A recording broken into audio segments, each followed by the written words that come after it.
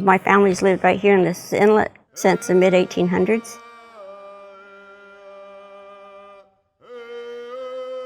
We always had a lot of freedom out here. There weren't so many people that lived here then, so we roamed everywhere, us kids did, and everybody knew us.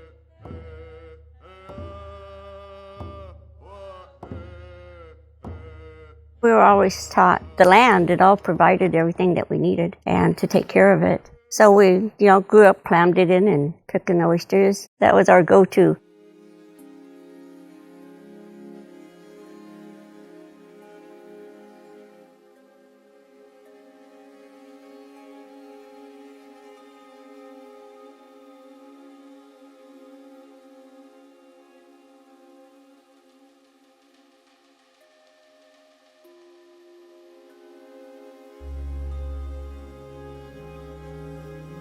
When I was maybe around 10 or so, my grandfather and my mother showed me a copy of the Medicine Creek Treaty talking about our tribal rights.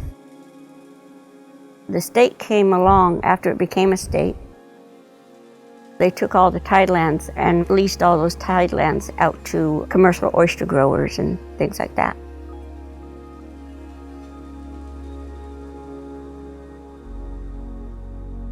They didn't allow fishing by the natives. The federal government gave that right to the state. And our family, we were out there fishing and getting arrested because we did that. Plenty of tribal members' treaty rights is what they sustain themselves off of. Not only, fishing, but clam digging, oyster picking. Back in the day, fishing used to be really good. You'd easily catch 1,000 pounds of fish, if not more. I'd just go out for extra funds to make it through the year. The whole Medicine Creek Treaty, the tribes over the years said, okay, then let's look at how this document can be interpreted and used to support our people. That's why the whole boat decision came up.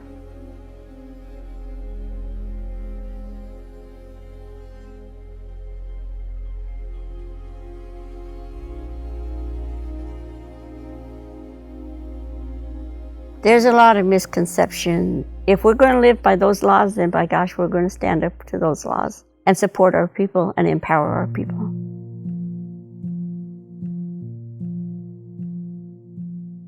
It appears this way because these are the only fishermen that most people ever see.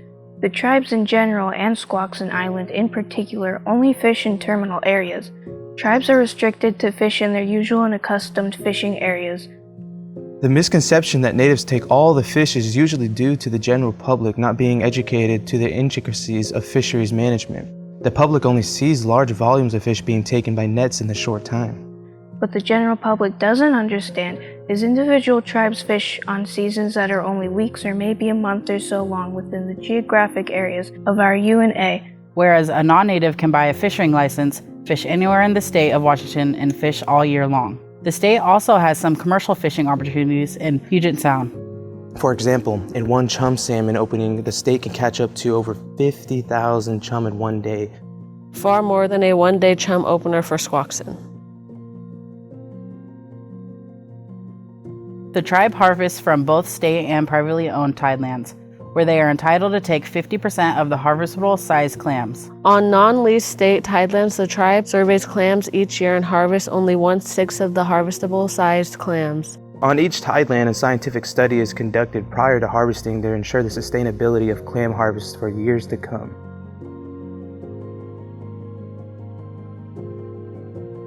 The tribes maintain the right to 50% of the fish and shellfish through the Medicine Creek Treaty. This right has been upheld by several court cases. Washington State is one of the only states in the country where private ownership of tidelands occur. And when the state sold the tidelands, this did not dismiss the tribe's right to the shellfish on the beach. During fall and winter, the low tides begin to occur later in the day into the nighttime. Since the tide needs to be low to harvest clams, some beaches are harvested at night. The tribe strives to only harvest private tidelands during daylight tides. However, there are rare times nighttime harvesting may occur.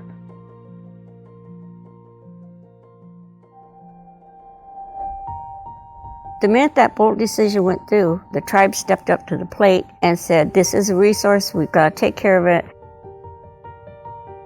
They built fish hatcheries.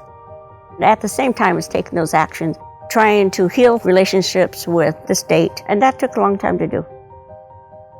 The state workers from Tumwater Falls Hatchery, they also come out and help as well. This is like a joint project with the state and the tribe, and the assistance goes hand to hand. We also help with spawning Chinook at the falls as well. You can only take from something so much before you impact it. Less than 5% of the millions of fish we release return. If we release that many, only get that many back. So imagine if all we did is take and take and take, pretty soon there'd be nothing to harvest. I know we're always housing more than 1 million fish. I always value the fact that I practice my treaty rights to this day, and knowing the work that I conduct is contributing to their process of moving on to their next stage of life. What we're gonna do is line the 300-foot set net out so it makes like a fence. And fish get hung up in the net by their gills. We use gill nets. Then you anchor out for a while and wait for something to jump inside, and bring the other end to shore, then you start pulling it in. Pull it to shore and then you got your fish. We're at the end, so the anchor's gonna go in now, and we're done. It's a family thing, but usually I fish with my daughter. I enjoy the fresh air, I enjoy the sounds of the wildlife, I enjoy the sounds of the water. Personally, for our tribe, people of the water, I tend to feel a bit more grounded when I'm actually on the water. I feel like it helps us with our treaty rights, and that's not just fishing. There's also shellfish and harvesting too.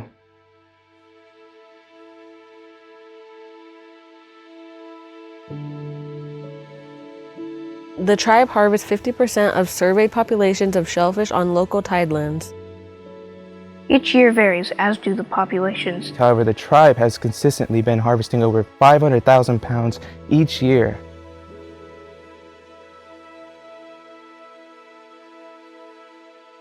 Tidelands are improved by harvesting clams, as this activity turns the ground and aerates the soil, bringing oxygen to the beach soil profile, which is beneficial to all marine organisms.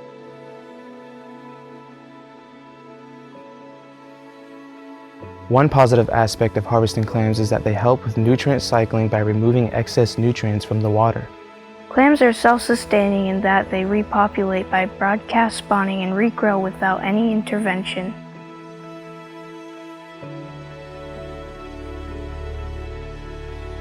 Much of the habitat that used to support healthy fish populations has been lost to development.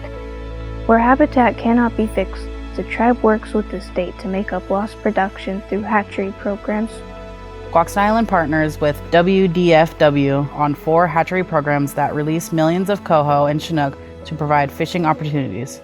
Rules and regulations are constantly being evaluated to identify areas where new construction or forestry should not occur, or if it does, how can it be done in the most environmentally responsible way. For example, it is only over the last few decades that logging within stream riparian areas was outlawed. The tribe was also instrumental in stopping developers from being allowed to fill in wetlands. The tribe works with the state, counties, cities, and timber companies to aggressively remove or fix fish blocking culverts. The tribe also does restoration projects within rivers, streams, and the Puget Sound to improve habitat conditions for salmon.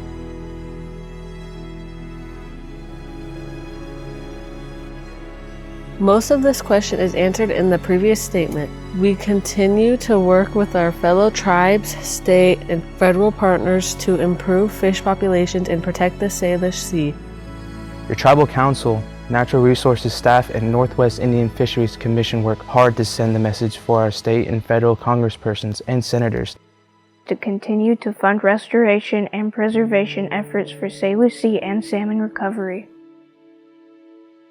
We understand the importance of replenishing the system because, it doesn't only feed us, it feeds everything around us. I'm hoping that, that there would be more fish, more clams, for everybody, not just tribal, but for everybody.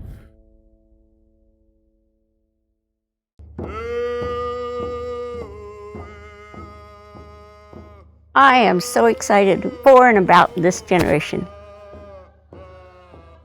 There's so many options today for them. To see them embrace their learning of our history and building the relationship with the natural environment, it gives me great hope.